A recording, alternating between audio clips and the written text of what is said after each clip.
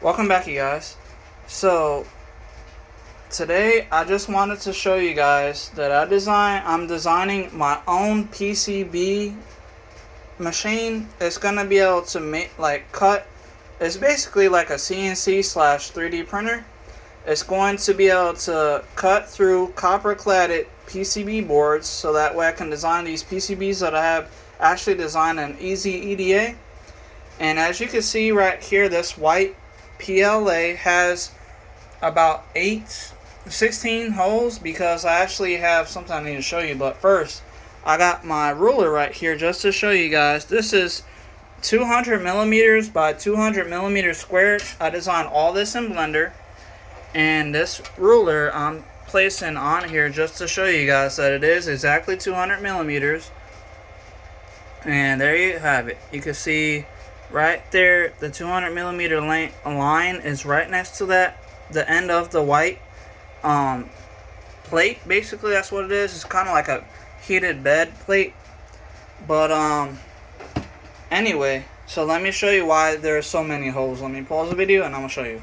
Okay guys, so this right here is a regular 8 millimeter rod for like 3D printers.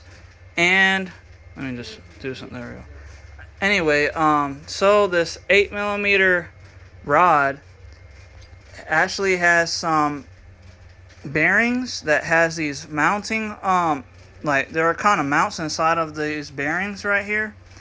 And therefore 3D printers like the ANET A8 3D printer or like a Prusa i3, there's a lot of 3D printers that use actually these 8 millimeter rods.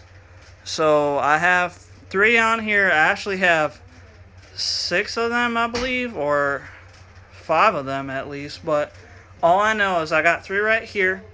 And this is one of the copper clads that I was saying that I'm going to be using to actually mill out and like the tracing and the actual PCB. So now I'm going to pause the video really quick, and then I'm going to show you guys me taking off the plate, and these holes should line up. And if you look really close, inside of these holes there's actually some grooves in there, because these are basically like nuts too. They're bearing mounts, but they actually have threads in them so that you can attach M4 screws. So either way, I'm going to be taking off that white bed plate that I designed in Blender, and then I'll show you that these bearings should line up right with the design that I made. So just give me a minute, I'll be right back with you. Okay guys, so I have my paint scraper tool. This came with the longer, I believe. So I'm going to be just tapping on the edge here to peel off the plate, because I always use Stronghold hairspray for whenever I'm trying to 3D print, so that way I have good bed adhesion and it won't actually mess up or move when it's 3D printing. So now I'm going to just tap on the edge here, and there it goes. It's already starting to come up a little bit. And I've been 3D printing rafts on my parts, because I'm never really sure if I'm going to need to use ABS filament. So since I use ABS sometimes, I use rafts a lot, so that way the prints can stick to the bed and won't move. Okay, that almost, there you go. It's getting really close. You can hear it kind of tearing up. Well, not up, but tearing off. It takes a lot to get these parts off if they're stuck really well. There we go. And almost got it. I'm sorry it's taking so long, guys. So I'm gonna there it goes. Now that I got it off, as you can see, I'm just lifting it up with my fingers right here. And it's really thick and it's heavy, which is a good thing, because I want to make sure that I don't have any issues. So now that we have that done, I'm going to pause the video and get the bearings, and then I'm going to show you that they mount up to these holes pretty well. Hold on. Alright you guys, so I'm going to pull one of these bearing mounts off of the pipe, And then you can see right here, these holes right here should mount up just right with the holes on my bed here that I have made in Blender. So I'm trying to get so where you guys can see it pretty well.